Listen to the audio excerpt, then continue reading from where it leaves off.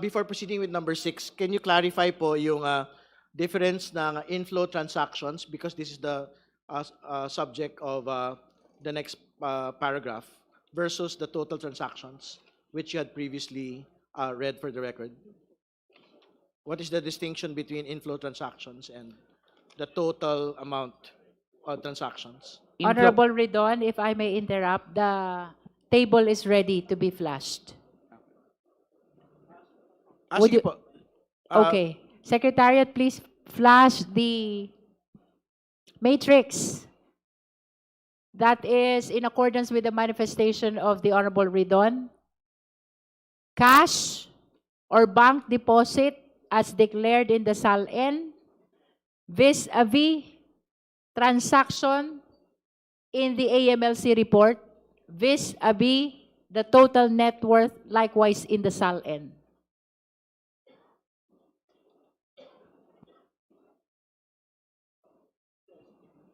Yes, just before proceeding, Madam Chair, I think we would want to particularly note that from 2007, when we had received copies of the SALN, the net worth of the Vice President was just 7,250,000. But there were transactions that had gone through her accounts, amounting to 208 million pesos. I think the same is clear in the other years, no? We'd like to highlight, for example, 2009. She had a SALN of 18.8 million, but 704 million had gone through her accounts. We'd like to state for the record as well, 2010, net worth of 16.2 million, but the transactions going into her accounts was 648 million. For 2011, 14.2 million, but transactions going into her accounts were 597 million. For 2012, net worth is 22.1 million, but going into her accounts in 2012 was 407 million. I think the same is true in other years, Madam Chair. It is just a bit smaller, but it speaks to the clear disparity from what had been stated in the year-on-year SALN's net worth of the Vice President, Madam Chair, just for the record and before proceeding. Madam Chair. Confirm from the AMLC. With regards to your reported transactions, does it mean cash transactions? It's Not- just a yes or a no? No, not only cash transactions. Not necessarily cash. Honorable Ridon, are you finished with your... No, we will deal with the rest Let's of the allow report. him to finish first, and then I will call you Honorable Suntay. We will deal with the rest of the report, Madam Chair, because this is just about VP Sara. There are two personalities in the report, including Attorney Carpio. Please proceed with the inflow transactions. Number 6. Inflow transactions, a review of the identified inflow transactions shows a total inflows of approximately 1.51 billion with identified inflow activity identified only during the period 2006 to 2022. These inflows largely dominated by credit memo transactions amounting to 1.41 billion, which account for majority of the recorded inflows. Other notable sources of inflows include check deposits totaling 48.33 million, deposit transactions amounting to 45.73 million, and cash deposits of 4.95 million, while fund transfers 6 million, inward remittances 0.99 million, and salaries pension credits 1.05 million represent relatively minor portions of the total inflow.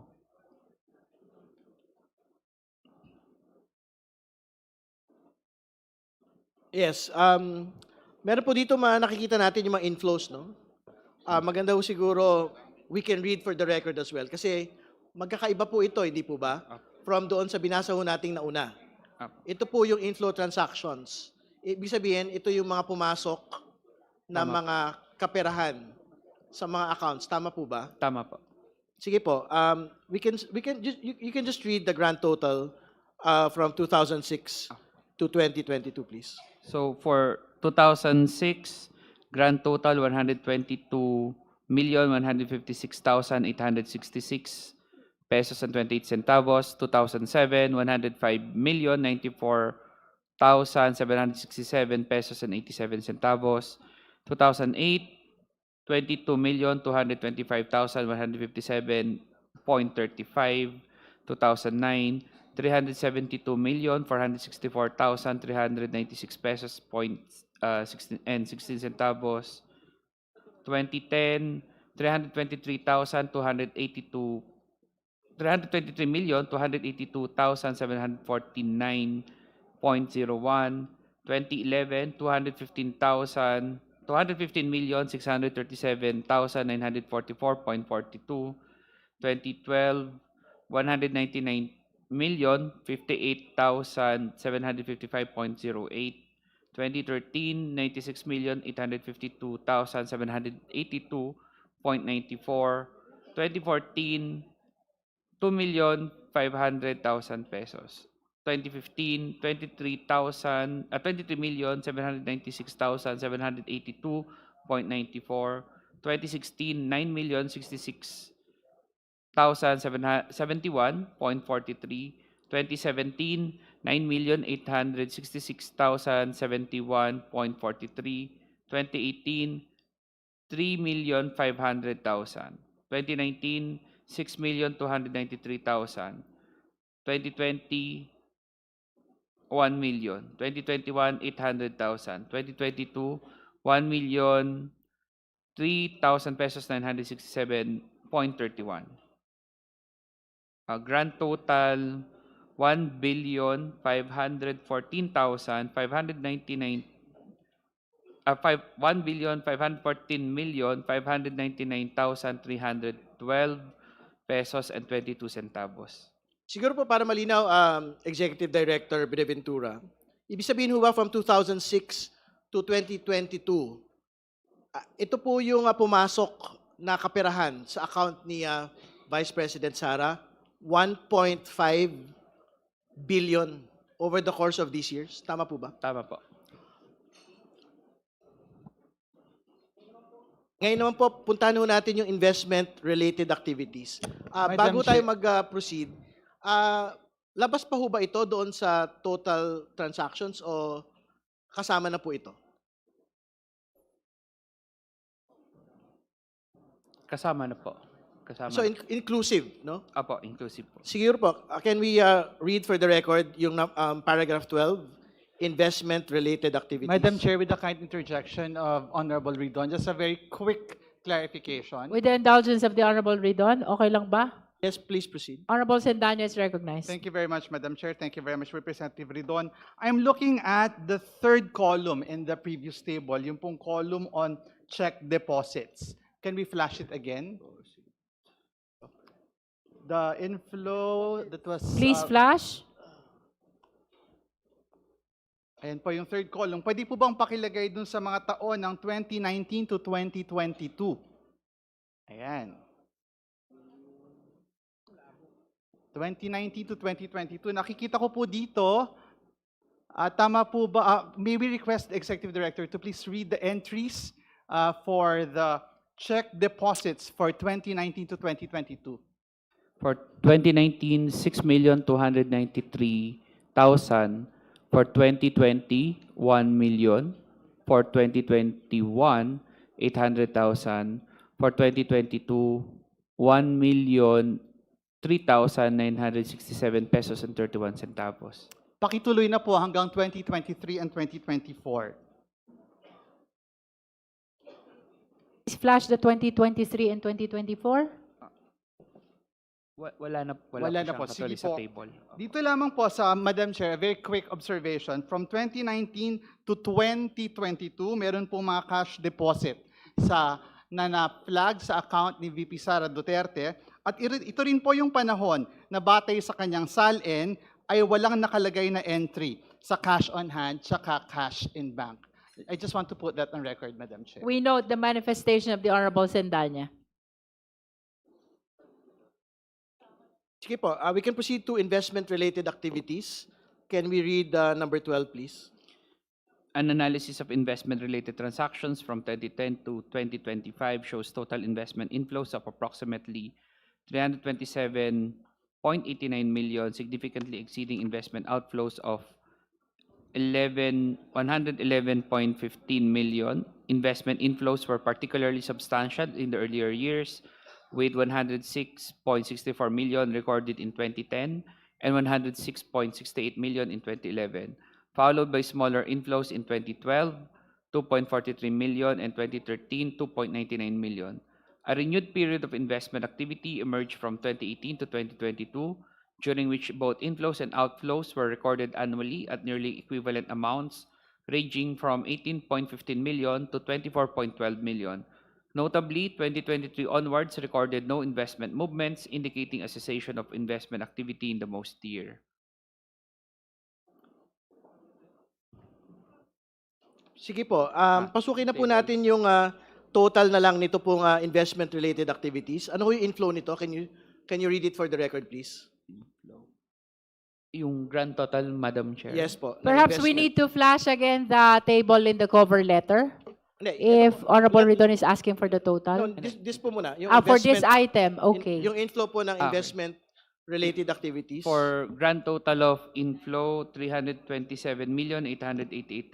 327,888,459 pesos and 67 centavos. Sige po, before proceeding to the accounts of transactions of Attorney Carpio, All right. very relevant po, Madam Chair, na banggitin po natin, no? Is this for whose This is just transaction for, is this? Vice President Sara. Vice This is for President. the respondent vice president. Yes, Madam. Tama po. And now you're proceeding to the transaction of the husband. Madam Chair. Yeah, but we just wanted to summarize po for Please proceed. Vice President Sara. So to be clear, ED, ito pong total transaction amounts, no? Grand total ay 3,920 million. Tama po ba? Total transactions, Vice President Sara Duterte. Based on record,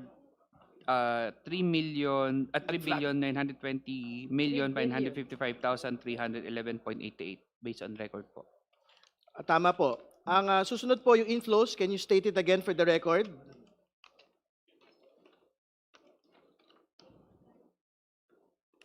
Ito po ba yung 1,514 million? Apo. Based on record, it's 1,514,599,312 pesos and 22 centavos. At ito po ang investment-related activities, ang total inflow po nito ay 327 million. Can you read it again, the entirety? Based on records po, it's 327,888,456 pesos and 67 centavos. At salamat po. Pinapabanggit po natin ito for the record, Madam Chair, dahil kailangan po natin ibangga ito pong amounts na ito doon po sa 88 million net worth ng atin pong pangalawang Pangulo to date. No? Ibabangga din po natin ito doon sa year-on-year na net worth ng atin pong pangalawang Pangulo mula po noong 2007. At makikita po natin dito na kahit mag-usap po tayo sa total transactions, mag-usap po tayo sa total inflows, kahit mag-usap po tayo doon sa total investment activities ng atin pong pangalawang Pangulo on her transactions, hindi ho magbabangga doon po sa kabuuan ng kanya pong net worth at 88 million at doon po sa mas maliit pa nga na mga net worth in previous reporting. So we can proceed, Madam Chair, to the Madam Chair. transactions of Attorney Carpio. Madam Chair, before we proceed, With the indulgence of the Honorable Ridon, may we recognize Yeah. Honorable D.S. Biron. yeah, thank you, Madam Chair. Just a quick clarification to our ED. Nakita natin that the bulk of the inflows came from credit memo. Is that correct to say, ED, that this credit memo amounting to 1.4 billion came from an existing account directly deposited to the account of VP Sara? That we cannot confirm at the moment. We have to verify that specific transactions.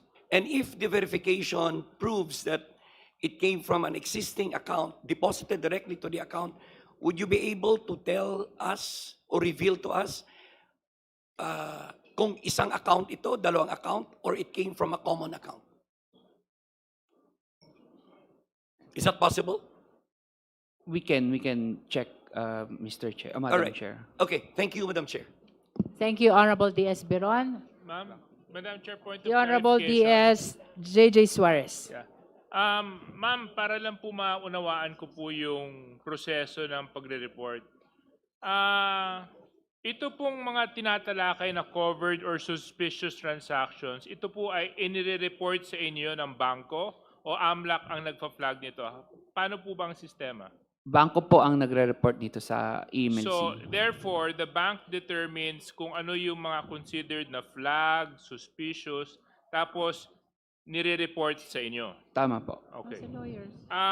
Mahalaga po kasi malaman yon, Madam Chair, kasi upang maunawaan natin na yung bangko mismo ang nagpapadala ng na-report nito sa AMLAC.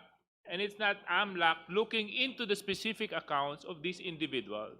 Am I right to state that, Madam Chair? Tama po yan. Okay.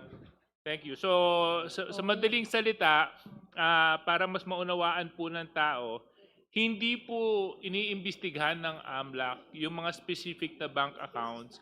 Yung mismong report, ang pinanggagalingan po nito ay yung bangko mismo. Sila ang nagre-report sa AMLAC.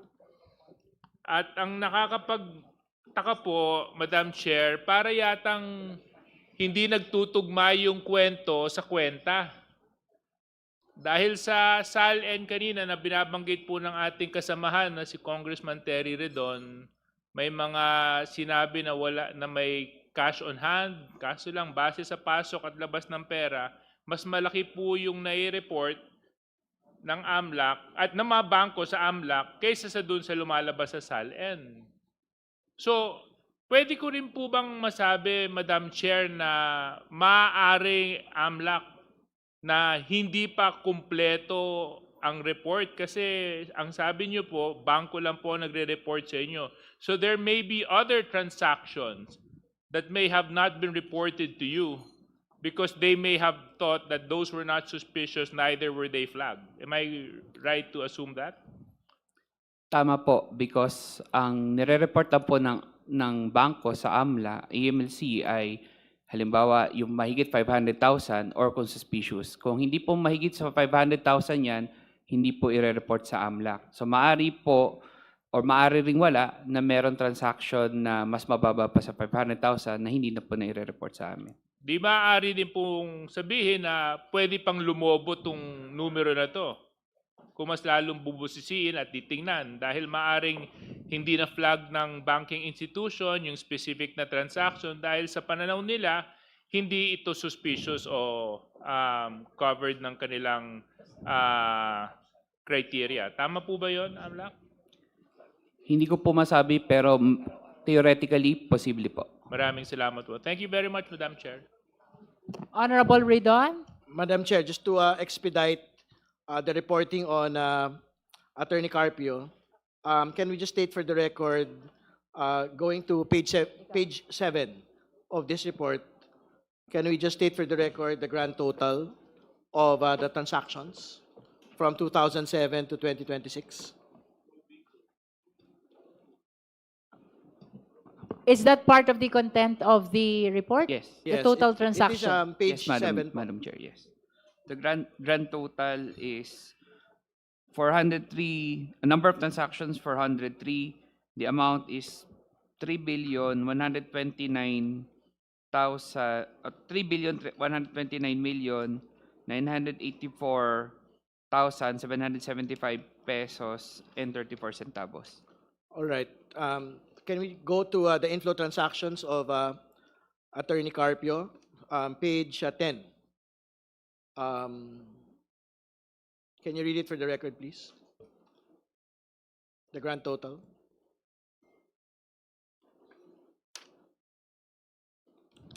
grand total for inflow transactions, 201,911,860.37. Okay, maraming salamat. Ito po ba ay mga accounts na at transactions na hiwalay po doon sa mga transactions po ni Vice President Sara? Ibig sabihin, baka naman kasi meron silang joint accounts, no? So hindi ba ito nakakomingle doon po sa mga nauna na po ninyong mga binanggit na reports, no, on the Vice President? Meron pong ilan na joint pero maliit, konting-konti lang po. Okay, so ibig sabihin, malaking bahagi nito pong 3.9, 3.1 billion total transactions, 201 million inflow transactions ay mga accounts po mismo ni Attorney Carpio. Tama po ba? Maaari po, yes. Alright. Based on At- records lang po. And for the record, Madam Chair, binabanggit nga ho ng atin pong AMLC na magkahiwalay pa ho ito. At pagka pinagsama-sama po natin, particularly po, yung inflow transactions na lang po, nung pong ating pangalawang Pangulo at ng atin pong, at ng kanya pong may bahay, malayo pa rin ho doon sa 2024 net worth ng atin pong pangalawang Pangulo at malayong malayo doon po sa pinagsimulan po niyang net worth for 2027. Yun lamang po. Maraming salamat, Madam Chair. Madam Chair.